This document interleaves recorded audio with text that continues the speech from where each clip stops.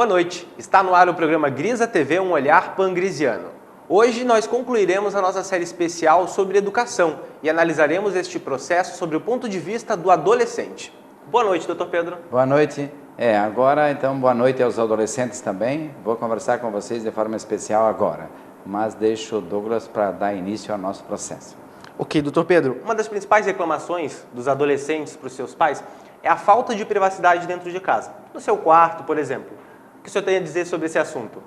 E aí eu tenho duas óticas. Primeiro, que o quarto de adolescente na casa da mamãe e do papai não tem que virar zona. Eu falo a palavra certa, zona de meretrício. Porque hoje está se permitindo muito cedo e com o aval dos pais o relacionamento sexual dentro de casa. Eu digo, pode sim, precisa haver a privacidade, deve ter. Eu digo que cada pessoa tem que ter seu espaço, como eu já dei na parte da adolescência, eu falei da gaveta que meu filho tinha no meu escritório.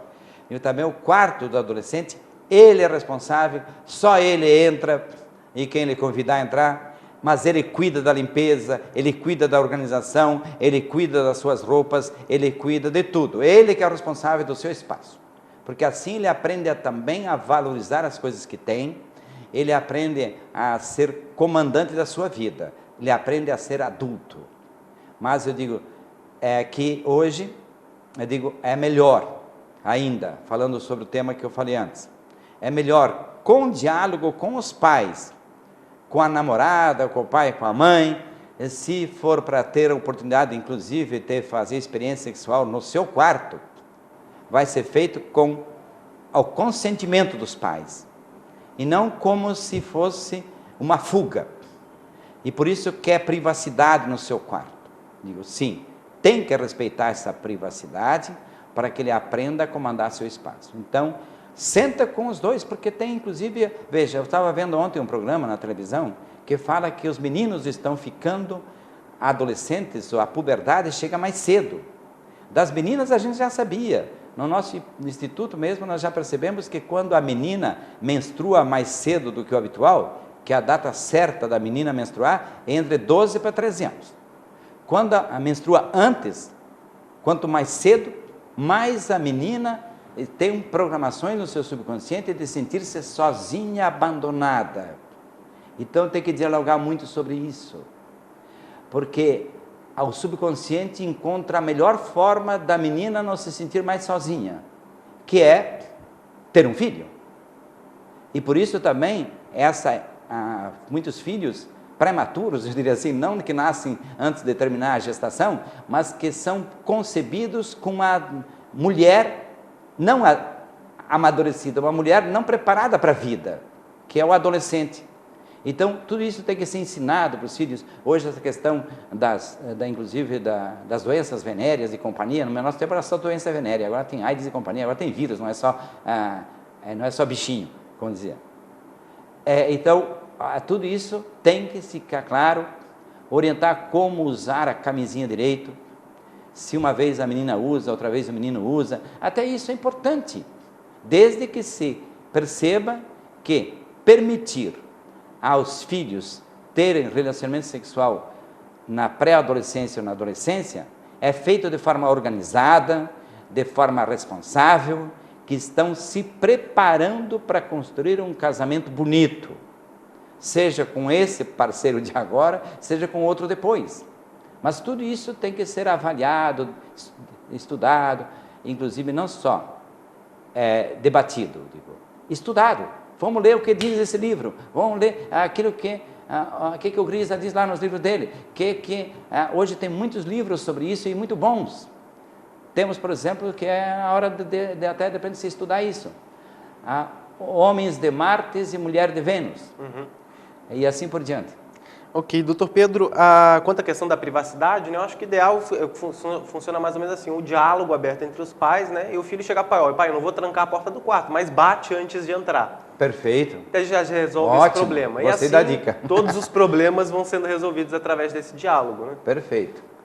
Diálogo, como disse, quando você visa um objetivo de produzir resultados de melhor qualidade, e não é apenas conversa. E tem muitos filhos também que reclamam, quanto à questão de diálogo, que os pais querem simplesmente falar para se intrometer na vida dele. São pais que seguem o padrão, aquele script que a sociedade dá, e que na verdade não desenvolveram um vínculo com o adolescente. Daí o diálogo não vai valer de nada. Eu digo porque, na verdade, veja, houve um tempo em que realmente havia necessidade dos pais ter mais autoridade dentro de casa. Imagina lá, meu pai, eram 14 irmãos. Então, dentro de casa, os pais tinham que ter o papel de madre superiora, ou de comandante do exército, né? Do sargento que comanda os soldados. Então, era uma outra realidade que tinha que ter, inclusive, mais firmeza. Hoje, quando às vezes temos um filho só dentro de casa, meu Deus, ele vai se sentir sozinho. Então, os pais, muitas vezes, têm que promover esse diálogo também para que ele se sinta mais cedo, tendo os pais como irmãos, os pais como parceiros, os pais como aqueles que colaboram com ele, que são, de fato, parceiros ou sócios, no contexto familiar. Ok, o senhor escreveu o seguinte: os parâmetros educacionais se alicerçam na compreensão do subconsciente, especialmente ao ser comparado ao terreno mental, que precisa ser adequadamente cultivado, e a besta interior a ser convenientemente domesticada e adestrada. Como explicar isso para o adolescente? Veja, o que acontece? Isso já era para ter explicado na infância, mas quem não explicou direito na infância, explicar agora na adolescência.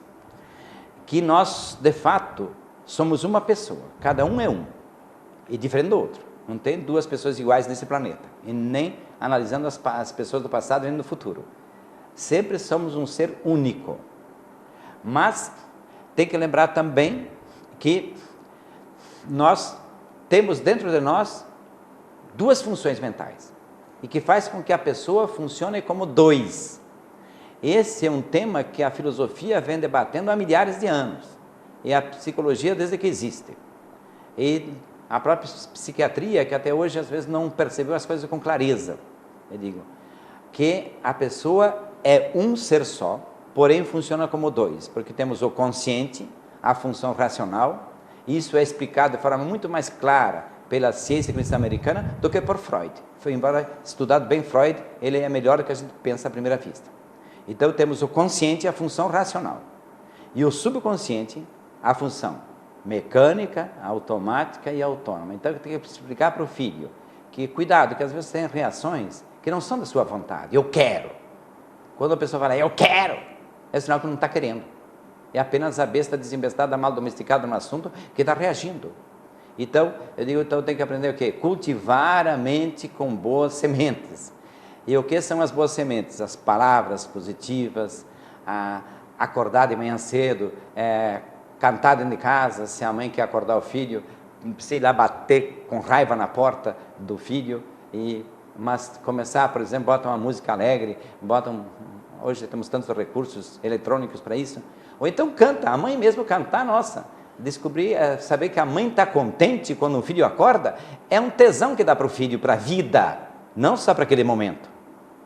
Então, a despertar os filhos, então, pensamentos, palavras positivas é a forma de cultivar o terreno mental. Domesticar a besta interior, e a palavra é essa mesma, domesticar, não é domar.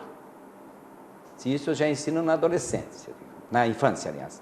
Mas quem não fez na infância está na hora de fazer agora na adolescência.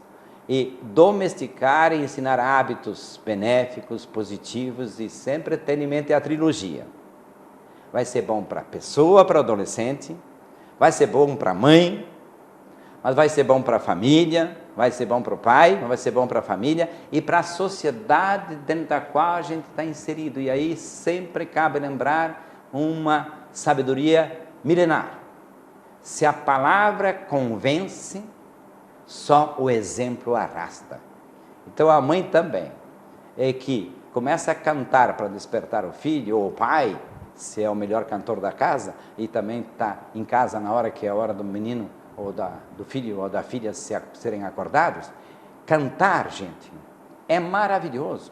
Mas se você não tem uma voz boa, o seu filho provavelmente já sabe a música que você gosta. Coloca a música que você gosta, mas de preferência que não seja música chata para o filho. Que também aí os pais têm que aprender a ouvir as músicas que os adolescentes gostam. E de vez em quando não tem problema mentir, dizer que gostou de uma determinada música só para criar esse elo, né? Isso, só que isso não é mentir. Eu digo, mentir é quando tu quer prejudicar. Quando tu quer ajudar, é uma santa inverdade. Então isso também é muito importante, isso para nós. Porque se você acha que está mentindo para o filho, você está fazendo pecado. E pecado é culpa, e culpado merece castigo, e atrai a oportunidade de sofrer para pagar a culpa. Então vigiar e orar para não cair em tentação também nesse sentido. Então lembrar que eu falei isso não como mentiroso, e sim como quem quer ajudar o filho, o adolescente. Isso vale para os avós também. E aqui eu até quero lembrar mais uma vez o papel dos avós. Os avós, muitas vezes, são os únicos que estão perto da criança ou do adolescente para ser amigo.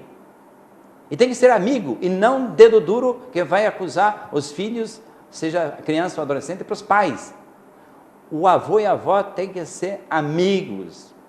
E que então o adolescente, especialmente, que muitas vezes precisa falar da sua vida, contar para a avó que ele está empolgado com uma menina, ou que está empolgado com um menino, empolgada com um menino, ou até mesmo quando é homossexual, que a menina está empolgada com outra menina e não tem coragem absoluta de falar para o pai, mas ela criou o vínculo com a avó ouviu as colocações dela, a avó foi parceira, não só para fazer um bolo, mas também para outros momentos.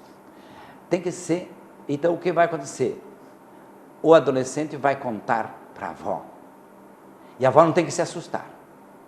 A avó tem que continuar aquilo que eu disse, ser amiga, perguntar, confiar e apoiar. Ok. Doutor Pedro, agora nós vamos para um rápido intervalo comercial. Em 2 minutos nós estamos de volta com mais Grisa TV, um olhar pangrisiano.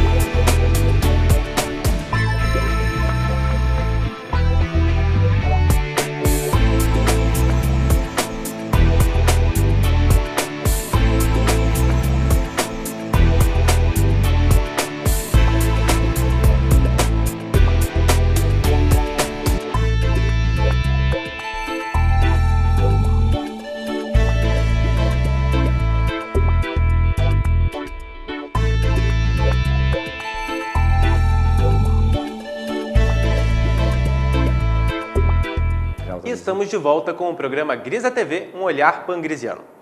Doutor Pedro, no livro O Jogo e a Estrutura das Personalidades, o senhor cita até as páginas aqui, na 161 a 165. O senhor explicita de forma significativa que os pais e educadores precisam ensinar às crianças desde muito cedo a disciplina, o valor da ordem e da organização, o que é impossível de ser obtido sem estabelecer limites.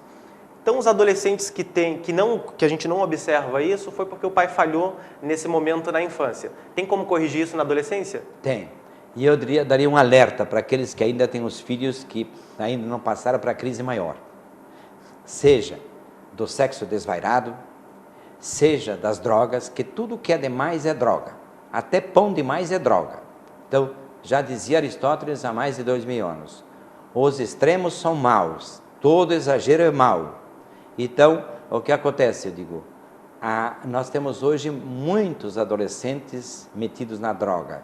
Por quê? Porque não aprenderam disciplina, organização, não descobriram como é bom fazer o bem, como é legal e como é chique colaborar com a mãe e com o pai e também contribuir para a professora em sala de aula. Veja, o adolescente se emociona facilmente, isso desencadeia o poder da mente de forma intensa, e muito intensa. Eu dei um outro exemplo no programa anterior falando da infância e vale mais para a adolescência. Imagine lá que você, ao chegar na sala de aula, a sua professora vai estar bem legal, o seu professor vai estar chique nesse dia, até bonito, porque não está trajado de qualquer jeito como quem vai tratar os porcos no chiqueiro, e sim como vai bem trajado para preparar os cidadãos do futuro. O professor tem que ter essa noção. Mas você, como adolescente, pode imaginar isso acontecendo com o seu professor. E que o seu professor passou um final de semana legal, ou que o professor vai ter um próximo final de semana bem bacana, ou que ontem ele passou bem. Então, tudo isso, quanto mais você puder imaginar sobre a vida do professor, e por isso também não custa na hora do recreio, quando dá a oportunidade, perguntar sobre a vida do professor. Porque os professores também vivem seus momentos de tensão. E se um aluno se interessa por ele, saber dele, quantos alunos no meu tempo que eu era professor, porque eu fui sempre super amigo dos meus alunos. Digo, isso é uma modéstia que bastava, mas sempre fui. Então o que acontecia? Muitos adolescentes vinham me perguntar alguma coisa para mim, mas depois que eu respondia a minha pergunta, eles faziam a pergunta deles. Ou eles faziam a colocação que eles precisavam fazer, para buscar uma ajuda, um consolo. Então, eu digo sempre, eu lembro que muitas vezes eu era enfático, dando algumas orientações, mas eles aceitavam, porque eles conheciam o professor Pedro como professor de psicologia, como professor de português, de literatura, então eles sabiam que eu era amigo, que sempre buscava fazer o melhor para eles agora, para a família deles nesse momento e para a sociedade no futuro. Tanto que eu tenho vários alunos meus que foram alunos da contabilidade noturna, lá no Colégio Imaculada Conceição, em Videira, que depois foram prefeitos, já que estão na época da eleição. Por exemplo, Clóvis Dalvesco foi prefeito de Videira, outro que foi prefeito de Videira, Tadeu Comerlato, e outros tantos. Eu digo, por quê? Porque eu mostrava para eles que eles tinham que se preparar para ser ótimos cidadãos. Ok, doutor Pedro, o senhor falou sobre a insegurança, que surge muito na adolescência. Sim. E a gente sabe que a insegurança é uma das principais causas da depressão. Os adolescentes se deprimem muito, porque os pais não costumam levar muito a sério isso, né? Acha que não, ele é quieto, ele é assim mesmo.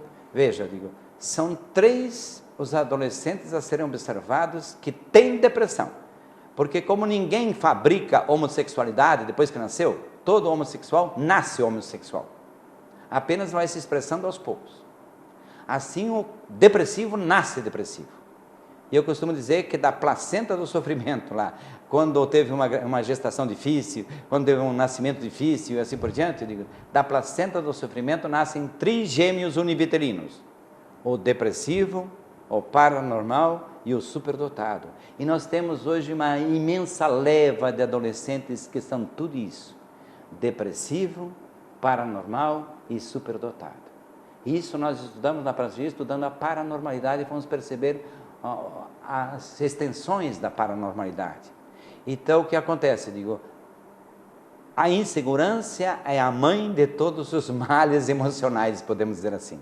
Porque eu digo, apenas se dá outros nomes à insegurança. O que é a insegurança? A ameaça de morte diante do perigo. Só isso. Não importa se é direta, indireta, se a ameaça é próxima ou distante, mas insegurança só existe diante de um perigo. E perigo só existe quando de fato representa a ameaça de morte. E isso foi que nos permitiu entender muitos casos de casas mal assombradas, etc., em que havia dentro uma pessoa que se sentia ameaçada. Então, eu digo, realmente aqui, Douglas, também com relação a essa insegurança, ela é normal na vida do adolescente. E se um adolescente só tira nota 10 e acha ruim quando ganha 9,5, esse é um depressivo que temos que ter muito cuidado. porque ele tem pavor de ser rejeitado. Porque se ele tira nota 9,5 e não 10, como está habituado, eu digo, o filho de nota 10 é um depressivo profundo.